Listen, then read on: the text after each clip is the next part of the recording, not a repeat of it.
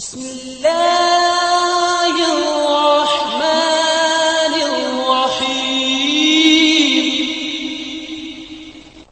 اعوذ باللہ من الشیطان الرجیم، بسم اللہ الرحمن الرحیم۔ السلام علیکم۔ آج آپ کا میزبان ڈاکٹر کاشف بشیر تفہیم القرآن سیریز کی قسط نمبر 312 کے ساتھ آپ کے سامنے حاضر خدمت ہے، جس میں ہم انشاءاللہ العزیز سورہ نور کی آیت نمبر 31 سے لے کر 34 تک کا ترجمہ اور تفسیر آپ کے سامنے پیش کرنے کی کوشش کریں گے، اور اس حصے کا موضوع ہے غلاموں کے معاملات۔ بسم اللہ الرحمن الرحیم۔ وَأَنْكِحُوا الْأَيَّامَ مِنْكُمْ وَالصَّالِحِينَ مِنْ عِبَادِكُمْ وَإِمَائِكُمْ إِنْ يَكُونُوا فُقَرَاءَ يُغْنِهُمُ اللَّهُ مِنْ فَضْلِهِ وَاللَّهُ وَاسِعٌ عَلِيمٌ۔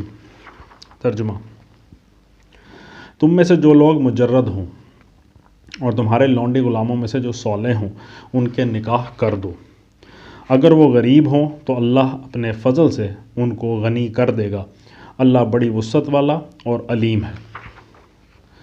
تم میں سے جو لوگ مجرد ہوں، تفسیر میں آتا ہے اصل میں لفظ ایاما استعمال ہوا ہے، جسے عام طور پر لوگ محض بیوہ عورتوں کے معنی میں لیتے ہیں، حالانکہ دراصل اس کا اطلاق ایسے تمام مردوں اور عورتوں پر ہوتا ہے جو بے زوج ہوں۔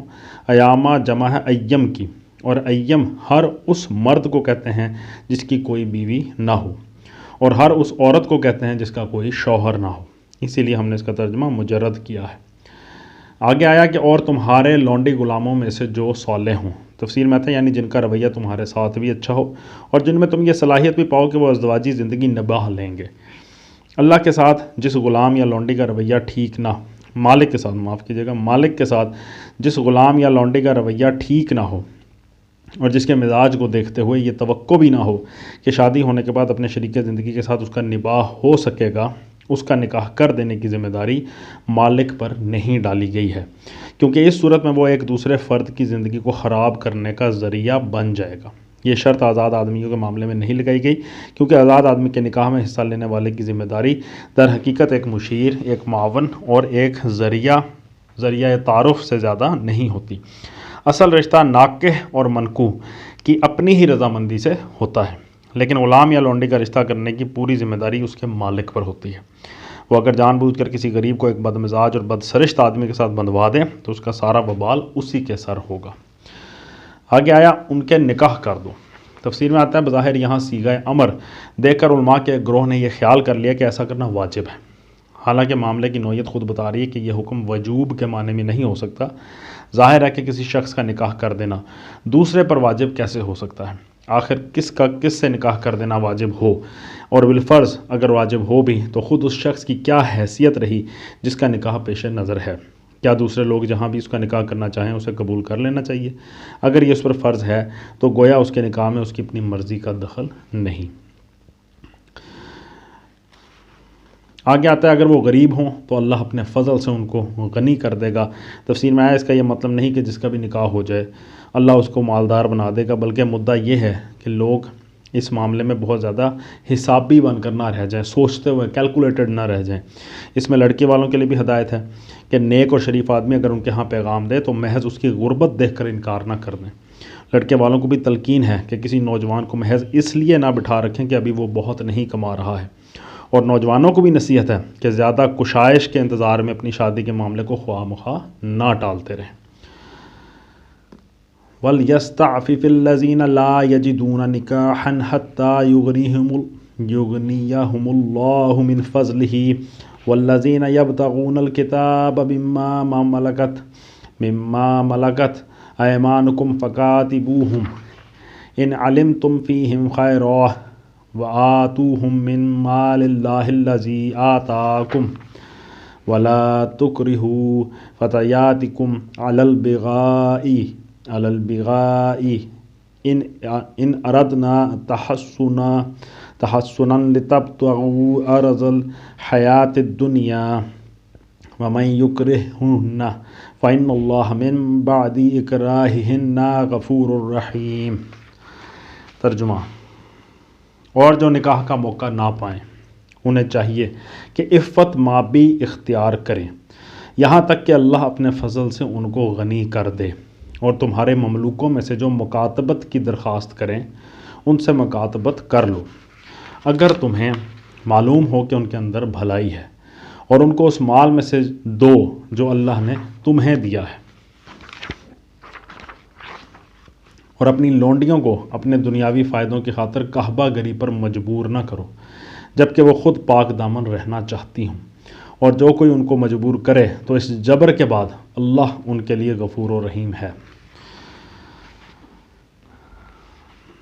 پہلے حصے میں آیا کہ اور جو نکاح کا موقع نہ پائیں انہیں چاہیے کہ عفت مابی اختیار کریں یہاں تک کہ اللہ اپنے فضل سے ان کو غنی کر دے۔ تفسیر میں آتا ہے کہ ان آیات کی بہترین تفسیر وہ احادیث ہیں جو اس سلسلے میں نبی صلی اللہ علیہ وآلہ وسلم سے مروی ہیں۔ حضرت عبداللہ بن مسعود رضی اللہ تعالیٰ عنہ کی روایت ہے کہ حضور صلی اللہ علیہ وآلہ وسلم نے فرمایا، نوجوانوں، تم میں سے جو شخص شادی کر سکتا ہو اسے کر لینی چاہیے، کیونکہ یہ نگاہ کو بد نظری سے بچانے اور آدمی کی عفت قائم رکھنے کا بڑا ذریعہ ہے۔ اور جو استطاعت نہ رکھتا ہو وہ روزے رکھے، کیونکہ روزے آدمی کی طبیعت کا جوش ٹھنڈا کر دیتے ہیں۔ بخاری و مسلم میں یہ حدیث آئی ہے۔ حضرت ابو ہریرہ رضی اللہ تعالیٰ عنہ روایت کرتے ہیں، 3 آدمی ہیں جن کی مدد اللہ کے ذمے ہے۔ ایک وہ شخص جو پاک دامن رہنے کے لیے نکاح کرے، دوسرے وہ مکاتب جو مال کتابت ادا کرنے کی نیت رکھے، تیسرے وہ شخص جو اللہ کی راہ میں جہاد کے لیے نکلے۔ ترمذی، نسائی، ابن ماجہ اور احمد میں یہ حدیث آئی ہے۔ آگے آتا ہے، اور تمہارے مملوکوں میں سے جو مکاتبت کی درخواست کریں۔ تفسیر میں مکاتبت کے لفظی معنی ہیں لکھا پڑھی کرنا، مگر اصطلاح میں یہ لفظ اس معنی میں بولا جاتا ہے کہ کوئی غلام یا لونڈی اپنی آزادی کے لیے اپنے آقا کو ایک معاوضہ ادا کرنے کی پیشکش کرے، اور جب آقا اسے قبول کر لے تو دونوں کے درمیان شرائط کی لکھا پڑھی ہو جائے۔ اسلام میں غلاموں کی آزادی کے لیے جو صورتیں رکھی گئی ہیں ان میں سے یہ ایک ہے۔ ضروری نہیں ہے کہ معاوضہ مال ہی کی شکل میں ہو، آقا کے لیے کوئی خاص خدمت انجام دینا بھی معاوضہ بن سکتا ہے، بشرطے کہ فریقین اس پر راضی ہو جائیں۔ معاہدہ ہو جانے کے بعد آقا کو یہ حق نہیں رہتا کہ غلام کی آزادی میں بیجا رکاوٹیں ڈالے، وہ اس کو مال کتابت فراہم کرنے کے لیے کام کرنے کا موقع دے گا، اور مدت مقررہ کے اندر جب بھی غلام اپنے ذمے کی رقم یا خدمت انجام دے دے وہ اس کو آزاد کر دے گا۔ حضرت عمر رضی اللہ تعالیٰ عنہ کے زمانے کا واقعہ ہے کہ ایک غلام نے اپنی مالکہ سے مکاتبت کی اور مدت مقررہ سے پہلے ہی مال کتابت فراہم کر کے اس کے پاس لے گیا۔ مالکہ نے کہا کہ میں تو یکمشت نہ لوں گی بلکہ سال بسال اور ماہ بماہ قسطوں کی صورت میں لوں گی۔ غلام نے حضرت عمر رضی اللہ تعالیٰ عنہ سے شکایت کی، انہوں نے فرمایا یہ رقم بیت المال میں داخل کر دے اور جا، تو آزاد ہے۔ پھر مالکہ کو کہلا بھیجا کہ تیری رقم یہاں جمع ہو چکی ہے، اب تو چاہے یکمشت لے لے ورنہ ہم تجھے سال بسال اور ماہ بماہ دیتے رہیں گے۔ دار قطنی بروایت ابو سعید مقبروی۔ اس کے بعد آیا کہ ان سے جو درخواست کریں ان سے مکاتبت کر لو۔ اس حوالے سے تفسیر میں آتا ہے کہ اس آیت کا مطلب فقہا کے ایک گروہ نے یہ لیا ہے کہ جب کوئی لونڈی یا غلام مکاتبت کی درخواست کرے تو آقا پر اس کو قبول کرنا واجب ہے۔ یہ عطا، عمرو بن دینار، ابن سیرین، مسروق، ضحاک، اکرمہ، ظاہریہ اور ابن جریر طبری کا مسلک ہے، اور امام شافعی رحمۃ اللہ علیہ بھی پہلے اسی کے قائل تھے۔ دوسرا گروہ کہتا ہے کہ یہ واجب نہیں ہے بلکہ مستحب اور مندوب ہے۔ اس گروہ میں شعبی، مقاتل بن حیان، حسن بصری، عبد الرحمن بن زید، سفیان ثوری، ابو حنیفہ اور مالک بن انس جیسے بزرگ شامل ہیں، اور آخر میں امام شافعی رحمۃ اللہ علیہ بھی اسی کے قائل ہو گئے تھے۔ پہلے گروہ کے مسلک کی تائید 2 چیزیں کرتی ہیں۔ ایک یہ کہ آیت کے الفاظ میں کاتبوہم، ان سے مکاتبت کر لو، یہ الفاظ صاف طور پر دلالت کرتے ہیں کہ یہ اللہ تعالیٰ کا حکم ہے۔ دوسرے یہ کہ معتبر روایات سے ثابت ہے کہ مشہور فقیہ و محدث حضرت محمد بن سیرین کے والد سیرین نے اپنے آقا حضرت انس سے جب مکاتبت کی درخواست کی اور انہوں نے قبول کرنے سے انکار کر دیا تو سیرین حضرت عمر رضی اللہ تعالیٰ عنہ کے پاس شکایت لے گئے۔ انہوں نے واقعہ سنا تو درہ لے کر حضرت انس پر پل پڑے اور فرمایا اللہ کا حکم ہے کہ مکاتبت کر لو۔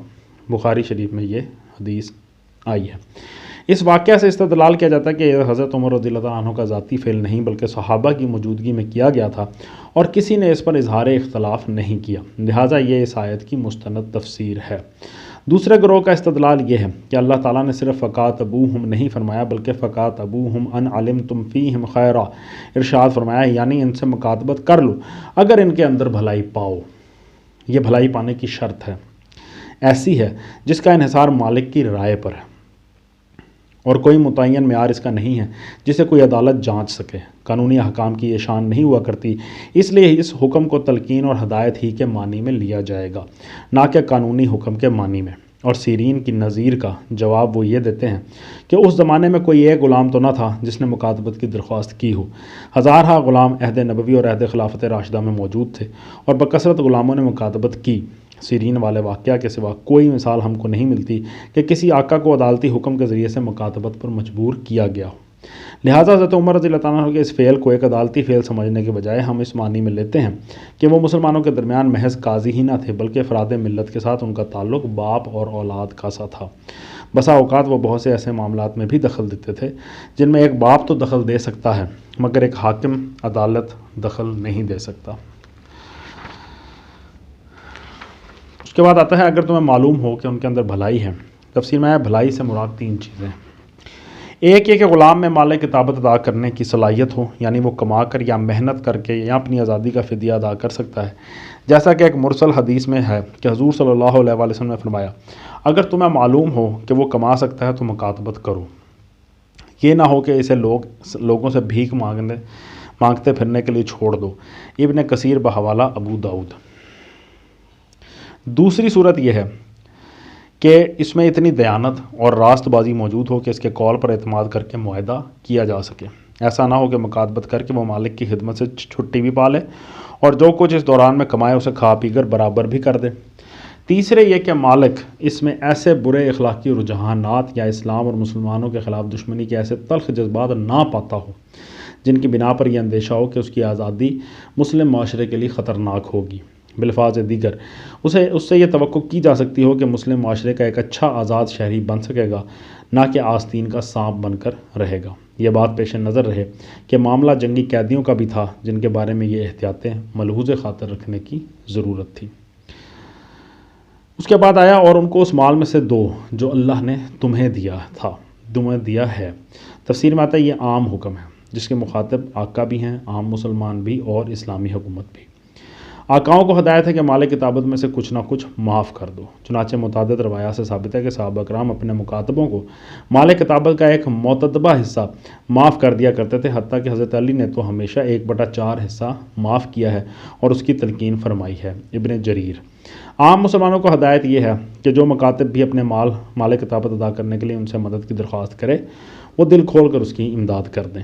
قرآن مجید میں زکوٰۃ کے جو مصارف بیان کیے گئے ان میں سے ایک فر رقاب بھی ہے، یعنی گردنوں کی بندے غلامی سے رہا کرانا۔ سورہ توبہ کی آیت نمبر 60 میں آیا ہے۔ اور اللہ تعالیٰ کے نزدیک گردن کا بند کھولنا ایک بڑی نیکی کا کام ہے، سورہ بلد کی آیت نمبر 13 میں آیا۔ حدیث میں ہے کہ ایک اعرابی نے آ کر نبی صلی اللہ علیہ وآلہ وسلم سے عرض کیا کہ مجھے وہ عمل بتائیے جو مجھ کو جنت میں پہنچا دے۔ حضور صلی اللہ علیہ وآلہ وسلم نے فرمایا تو نے بڑے مختصر الفاظ میں بہت بڑی بات پوچھ ڈالی، غلام آزاد کر، غلاموں کو آزادی حاصل کرنے میں مدد دے، کسی کو جانور دے تو خوب دودھ دینے والا دے، اور تیرا جو رشتہ دار تیرے ساتھ ظلم سے پیش آئے اس کے ساتھ نیکی کر، اور اگر یہ نہیں کر سکتا تو بھوکے کو کھانا کھلا، پیاسے کو پانی پلا، بھلائی کی تلقین کر، برائی سے منع کر، اور اگر یہ بھی نہیں کر سکتا تو اپنی زبان کو روک کر رکھ، کھلے تو بھلائی کے لیے کھلے ورنہ بند رہے۔ بہقی فی شعب الایمان ان البراء بن عازب۔ اسلامی حکومت کو بھی ہدایت ہے کہ بیت المال میں جو زکوٰۃ جمع ہو اس میں سے مکاتب غلاموں کی رہائی کے لیے ایک حصہ خرچ کریں۔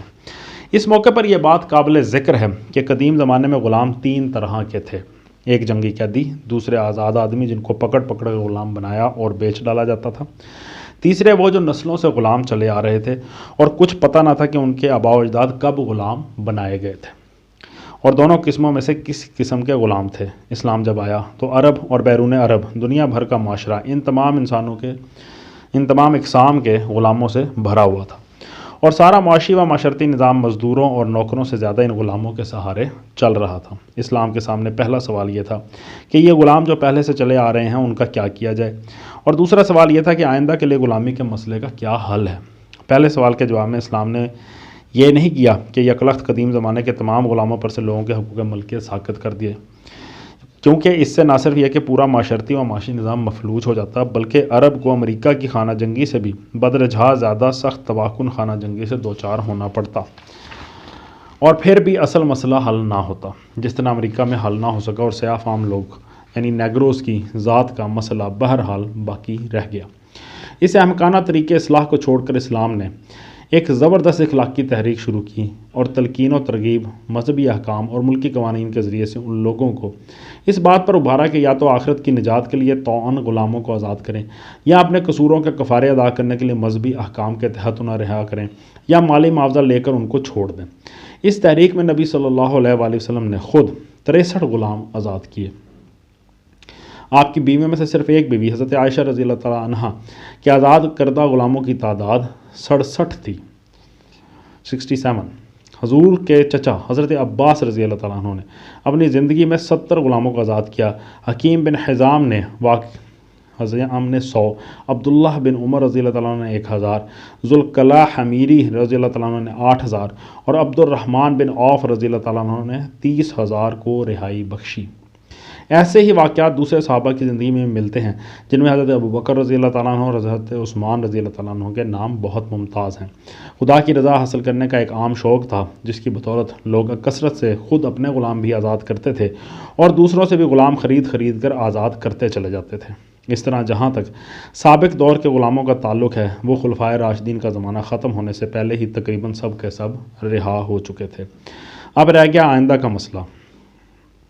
اس کے لیے اسلام نے غلامی کی اس شکل کو تو قطعی حرام اور قانوناً مسدود کر دیا کہ کسی آزاد آدمی کو پکڑ کر غلام بنایا اور بیچا اور خریدا جائے۔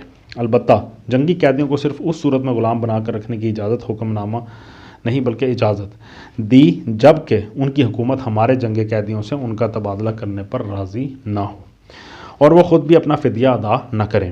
پھر ان غلاموں کے لیے ایک طرف اس امر کا موقع کھلا رکھا گیا کہ وہ اپنے مالکوں سے مکاتبت کر کے رہائی حاصل کر لیں، اور دوسری طرف وہ تمام ہدایات ان کے حق میں موجود رہیں جو قدیم غلاموں کے بارے میں تھیں کہ نیکی کا کام سمجھ کر رضا الہی کے لیے انہیں آزاد کیا جائے، یا گناہوں کے کفارے میں ان کی آزادی بخش دی جائے، یا کوئی شخص اپنی زندگی تک اپنے غلام کو غلام رکھے اور بعد کے لیے وصیت کر دے کہ اس کے مرتے ہی وہ آزاد ہو جائے گا، جسے اسلامی فقہ کی اصطلاح میں تدبیر اور ایسے غلام کو مدبر کہتے ہیں۔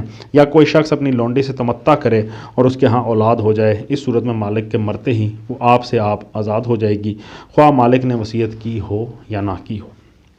یہ حل ہے جو اسلام نے غلامی کے مسئلے کے کیا ہے۔ جاہل معترضین اس کو سمجھے بغیر اعتراضات جڑتے ہیں اور معذرت پیشہ حضرات اس کی معذرتیں پیش کرتے کرتے آخرکار اس امر واقعہ ہی کا انکار کر بیٹھتے ہیں کہ اسلام نے غلامی کو کسی نہ کسی صورت میں برقرار رکھا ہے، حالانکہ ایسا بالکل نہیں ہے، اور اسلام نے غلامی کے نظام کو تبدیل بلکہ ختم کرنے کی پوری ایفرٹ کی ہے، پوری اس کی طریقے سے حکمت کے ساتھ اس کام کو سر انجام دیا جو یہاں پہ آپ کے سامنے ابھی پیش کیا ہم نے۔ آگے آتا ہے، اور اپنی لونڈیوں کو اپنے دنیاوی فائدوں کی خاطر کعبہ گری پر مجبور نہ کرو جبکہ وہ خود پاک دامن رہنا چاہتی ہوں۔ تفسیر میں آتا ہے اس کا یہ مطلب نہیں ہے کہ اگر لونڈیاں خود پاک دامن نہ رہنا چاہتی ہوں تو ان کو کعبہ گری پر مجبور کرو، بلکہ اس کا مطلب یہ ہے کہ اگر لونڈی خود اپنی مرضی سے بدکاری کی مرتکب ہو تو وہ اپنے جرم کی آپ ذمہ دار ہے، قانون اس کے جرم پر اسی کو پکڑے گا، لیکن اگر اس کا مالک جبر کر کے اس سے یہ پیشہ کرائے تو ذمہ داری مالک کی ہے اور وہی پکڑا جائے گا۔ اور ظاہر ہے کہ جبر کا سوال پیدا ہی اس وقت ہوتا ہے جبکہ کسی کو اس کی مرضی کے خلاف کسی کام پر مجبور کیا جائے۔ رہا دنیاوی فائدوں کی خاطر کا فکرہ تو دراصل یہ ثبوت حکم کے لیے شرط اور قید کے طور پر استعمال نہیں ہوا ہے کہ اگر مالک اس کی کمائی نہ کھا رہا ہو تو لونڈی کو کعبہ گری پر مجبور کرنے میں وہ مجرم نہ ہو، بلکہ اس سے مقصود اس کمائی کو بھی حرمت کے حکم ہے، وہ بھی حرام ہو گئی جو اس ناجائز جبر کے ذریعے حاصل کی گئی۔ لیکن اس حکم کا پورا مقصد محض اس کے الفاظ اور سیاق و سباق سے سمجھ میں نہیں آ سکتا۔ اسے اچھی طرح سمجھنے کے لیے ضروری ہے کہ ان حالات کو بھی نگاہ میں رکھا جائے جن میں یہ نازل ہوا۔ اس وقت عرب میں کعبہ گری کی 2 صورتیں رائج تھیں، 2 طرح سے یہ پیشہ چلتا تھا، ایک خانگی کا پیشہ تھا اور دوسرا باقاعدہ چکلا یعنی پروسٹیٹیوشن سینٹر ہوتا تھا۔ خانگی کا پیشہ کرنے والی زیادہ تر آزاد شدہ لونڈیاں ہوتی تھیں جن کا کوئی سرپرست نہ ہوتا، یا ایسی آزاد عورتیں ہوتی تھیں جن کی پشت پناہی کرنے والا کوئی خاندان یا قبیلہ نہ ہوتا۔ یہ کسی گھر میں بیٹھ جاتی اور کئی مردوں سے بیک وقت ان کا معاہدہ ہو جاتا ہے کہ وہ ان کو مدد خرچہ دیں گے اور اپنی حاجت رفع کرتے رہیں گے۔ جب بچہ پیدا ہوتا تو عورت ان مردوں میں سے جس کے متعلق کہہ دیتی کہ یہ بچہ اس کا ہے، اسی کا بچہ وہ تسلیم کر لیا جاتا تھا۔ یہ گویا معاشرے میں ایک مسلم ادارہ تھا جسے اہل جاہلیت ایک قسم کا نکاح سمجھتے تھے۔ اسلام نے آ کر نکاح کے صرف اس معروف طریقے کو قانونی نکاح قرار دیا جس میں ایک عورت کا صرف ایک شوہر ہوتا ہے، اور اس طرح باقی تمام صورتیں زنا میں شمار ہو کر آپ سے آپ جرم بن گئیں۔ ابو داؤد باب فی وجوہ النکاح میں یہ سارا معاملہ آیا ہے۔ دوسری صورت یعنی کھلی کعبہ گری تمام تر لونڈیوں کے ذریعے سے ہوتی تھی۔ اس کے دو طریقے تھے۔ ایک یہ کہ لوگ اپنی جوان لونڈیوں پر ایک بھاری رقم عائد کر دیتے تھے کہ ہر مہینہ اتنا کما کر ہمیں دیا کرو، اور وہ بیچاریاں بدکاری کرا کر یہ مطالبہ پورا کرتی تھیں۔ اس کے سوا نہ کسی دوسرے ذریعے سے وہ اتنا کما سکتی تھیں، نہ مالک ہی یہ سمجھتے تھے کہ وہ کسی پاکیزہ کسب کے ذریعے سے یہ رقم لایا کرتی ہیں، اور نہ جوان لونڈیوں پر عام مزدوری کی شرح سے کئی گنا رقم عائد کرنے کی کوئی دوسری معقول وجہ ہی ہو سکتی تھی۔ دوسرا طریقہ یہ تھا کہ لوگ اپنی جوان اور خوبصورت لونڈیوں کو کوٹھوں پر بٹھا دیتے تھے اور ان کے دروازوں پر جھنڈے لگا دیتے تھے، جنہیں دیکھ کر دور ہی سے معلوم ہو جاتا تھا کہ حاجت مند آدمی کہاں اپنی حاجت رفع کر سکتا ہے۔ یہ عورتیں قلیقیات کہلاتی تھیں اور ان کے گھر مواخیر کے نام سے مشہور تھے۔ بڑے بڑے معزز رئیسوں نے اس طرح کے معاملات کر رکھے تھے۔ خود عبداللہ بن ابی رئیس المنافقین، وہی صاحب جنہیں نبی صلی اللہ علیہ وسلم کی تشریف آوری سے پہلے اہل مدینہ اپنا بادشاہ بنانا چاہتے تھے بلکہ طے کر چکے تھے، اور وہی صاحب جو حضرت عائشہ رضی اللہ تعالیٰ عنہ پر تہمت لگانے میں سب سے پیش تھے، مدینے میں ان کا ایک باقاعدہ چکلا موجود تھا جس میں 6 خوبصورت لونڈیاں رکھی گئی تھیں۔ ان کے ذریعے سے وہ صرف دولت ہی نہیں کماتے تھے بلکہ عرب کے مختلف حصوں سے آنے والے معزز مہمانوں کی تواضع بھی انہی سے فرمایا کرتے تھے، اور ان کی ناجائز اولاد سے اپنے خدم و حشم کی فوج بھی بڑھاتے تھے۔ انہی لونڈیوں میں سے ایک جس کا نام معادہ تھا مسلمان ہو گئی اور اس نے توبہ کرنی چاہیے۔ ابن ابی نے اس پر تشدد کیا، جس نے جا کر حضرت ابوبکر رضی اللہ تعالیٰ عنہ سے شکایت کی۔ انہوں نے معاملہ سرکار تک پہنچایا اور سرکار رسالت مآب صلی اللہ علیہ وآلہ وسلم نے حکم دے دیا کہ لونڈی اس ظالم کے قبضے سے نکال لی جائے۔ ابن جریر جلد نمبر 18 صفحہ نمبر 55 سے لے کر 58، 103، 104۔ الاستیعاب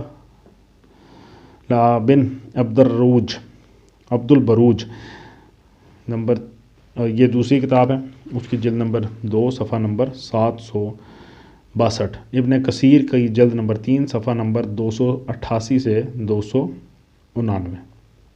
یہی زمانہ تھا جب بارگاہ خداوندی ہی سے یہ آیت نازل ہوئی۔ اس پس منظر کو نگاہ میں رکھا جائے تو صاف معلوم ہو جاتا ہے کہ اصل مقصود محض لونڈیوں کو جرم زنا پر مجبور کرنے سے روکنا نہیں ہے بلکہ دولت اسلامیہ کے حدود میں پراسٹیٹیوشن یعنی کعبہ گری کے کاروبار کو بالکل خلاف قانون قرار دے دینا ہے، اور ساتھ ساتھ ان عورتوں کے لیے اعلان معافی بھی ہے جو اس کاروبار میں جبراً استعمال کی گئی ہوں۔ اللہ تعالیٰ کی طرف سے یہ فرمان آ جانے کے بعد نبی صلی اللہ علیہ وآلہ وسلم نے اعلان فرما دیا کہ اسلام میں کعبہ گری کے لیے کوئی گنجائش نہیں ہے۔ ابو داؤد بروایت ابن عباس باب فی دعا ولد الزنا۔ دوسرا حکم جو آپ نے دیا وہ یہ تھا کہ زنا کے ذریعے سے حاصل ہونے والی آمدنی حرام، ناپاک اور قطعی ممنوع ہے۔ رافع بن خدیج کی روایت ہے کہ آپ نے مہر البغی یعنی زنا کے معاوضے کو خبیث اور شر المکاسب، ناپاک اور بدترین آمدنی قرار دیا۔ ابو داؤد، ترمذی، نسائی۔ ابو حجیفہ کہتے ہیں کہ حضور نے کسب البغی یعنی پیشہ زنا سے کمائی ہوئی آمدنی کو حرام ٹھہرایا۔ بخاری، مسلم اور احمد۔ ابو مسعود عقبہ بن عمرو کی روایت ہے کہ آپ نے مہر البغی کا لین دین ممنوع قرار دیا۔ صحائح ستہ و احمد۔ تیسرا حکم آپ نے یہ دیا کہ لونڈی سے جائز طور پر صرف ہاتھ پاؤں کی خدمت لی جا سکتی ہے اور مالک کوئی ایسی رقم اس پر عائد یا اس سے وصول نہیں کر سکتا جس کے متعلق وہ جانتا ہو کہ یہ رقم وہ کہاں سے اور کیا کر کے لاتی ہے۔ رافع بن خدیج کہتے ہیں کہ رسول اللہ صلی اللہ علیہ وآلہ وسلم نے لونڈی سے کوئی آمدنی وصول کرنا ممنوع قرار دیا جب تک یہ نہ معلوم ہو کہ یہ آمدنی اسے کہاں سے حاصل ہوتی ہے۔ ابو داؤد کتاب الاجارہ۔ رافع بن رفاع انصاری کی روایت میں اس سے زیادہ واضح حکم ہے کہ اللہ کے نبی صلی اللہ علیہ وآلہ وسلم نے ہم کو لونڈی کی کمائی سے منع کیا بجز اس کے جو وہ ہاتھ کی محنت سے حاصل کرے، اور آپ نے ہاتھ کے اشارے سے بتایا کہ یوں جیسے روٹی پکانا، سوت کاٹنا یا اون اور روٹی دھنکنا۔ مسند احمد، ابو داؤد کتاب الاجارہ۔ اسی معنی میں ایک روایت ابو داؤد اور مسند احمد میں حضرت ابو ہریرہ رضی اللہ تعالیٰ عنہ سے بھی مروی ہے جس میں لونڈیوں کی کمائی اور جناح کی آمدنی وصول کرنے سے منع کیا گیا ہے۔ اس طرح نبی صلی اللہ علیہ وآلہ وسلم نے قرآن کی اس آیت کے منشا کے مطابق کعبہ گری کی ان تمام صورتوں کو مذہباً ناجائز اور قانوناً ممنون قرار دے دیا جو اس وقت عرب میں رائج تھیں۔ بلکہ اس سے بھی آگے بڑھ کر عبداللہ بن ابی کی لونڈی معاذہ کے معاملے میں جو کچھ آپ نے فیصلہ فرمایا اس سے معلوم ہوتا ہے کہ جس لونڈی سے اس کا مالک جبراً پیشہ کرائے اس پر سے مالک کی ملکیت بھی ساقط ہو جاتی ہے۔ یہ امام زہری کی روایت ہے جسے ابن کثیر نے مسند عبد الرزاق کے حوالے سے نقل کیا ہے۔ وَلَقَدْ أَنزَلْنَا إِلَيْكُمْ آيَاتٍ مُبَيِّنَاتٍ وَمَثَلًا مِّنَ الَّذِينَ خَلَوْا مِن قَبْلِكُمْ وَمَوْعِظَةً لِّلْمُتَّقِينَ۔ ترجمہ: ہم نے صاف صاف ہدایت دینے والی آیات تمہارے پاس بھیج دی ہیں اور ان قوموں کی عبرتناک مثالیں بھی تمہارے سامنے پیش کر چکے ہیں جو تم سے پہلے ہو گزری ہیں، اور وہ نصیحتیں ہم نے کر دی ہیں جو ڈرنے والوں کے لیے ہوتی ہیں۔ تفسیر میں آتا ہے اس آیت کا تعلق صرف اوپر کی آخری آیت ہی سے نہیں ہے بلکہ اس پورے سلسلہ بیان سے ہے جو آغاز سورہ سے یہاں تک چلا آ رہا ہے۔ صاف صاف ہدایتیں دینے والی آیات سے مراد وہ آیات ہیں جن میں زنا اور قذف اور لعان کا قانون بیان کیا گیا ہے، بدکار مردوں اور عورتوں سے اہل ایمان کو شادی بیاہ کے معاملے میں مقاطع کرنے کی ہدایت فرمائی گئی ہے، شریف لوگوں پر بے بنیاد تہمتیں لگانے اور معاشرے میں فواحش کی اشاعت کرنے سے روکا گیا ہے، مردوں اور عورتوں کو غض بصر اور حفظ فروج کی تاکید کی گئی ہے، عورتوں کے لیے پردے کے حدود قائم کیے گئے ہیں، شادی کے قابل لوگوں کے مجرد بیٹھے رہنے کو ناپسند کیا گیا ہے، غلاموں کی آزادی کے لیے کتابت کی صورت تجویز کی گئی ہے اور معاشرے کو کعبہ گری کی لعنت سے پاک کرنے کا حکم دیا گیا ہے۔ ان ارشادات کے بعد فرمایا جا رہا ہے کہ خدا سے ڈر کر سیدھی راہ اختیار کر لینے والوں کو جس طرح تعلیم دی جاتی ہے وہ تو ہم نے دے دی ہے، اب اگر تم اس تعلیم کے خلاف چلو گے تو اس کے صاف معنی یہ ہے کہ تم ان قوموں کا سا انجام دیکھنا چاہتے ہو جن کی عبرتناک مثالیں خود اسی قرآن میں ہم تمہارے سامنے پیش کر چکے ہیں۔ غالباً ایک حکم نامے کے اختتام پر اس سے زیادہ سخت تنبیہ کے الفاظ اور کوئی نہیں ہو سکتے، مگر آفرین ہے اس قوم پر جو ماشاءاللہ مومن بھی ہو اور اس حکم نامے کی تلاوت بھی کرے اور پھر ایسی سخت تنبیہ کے باوجود اس حکم نامے کی خلاف ورزی کرتی رہے۔ صدق اللہ العلی العظیم۔ الحمدللہ آج ہم نے سورہ نور کی آیت نمبر 34 تک کا ترجمہ اور تفسیر آپ کے سامنے پیش کرنے کی کوشش کی ہے۔ اللہ سے دعا ہے اللہ تعالی ہمیں بھرپور طریقے سے عمل کرنے کی توفیق عطا فرمائے۔ اسی دعا کے ساتھ آپ سے اجازت چاہیں گے، اپنا بہت خیال رکھیں۔ آپ لوگوں کا بہت بہت شکریہ۔ اللہ حافظ۔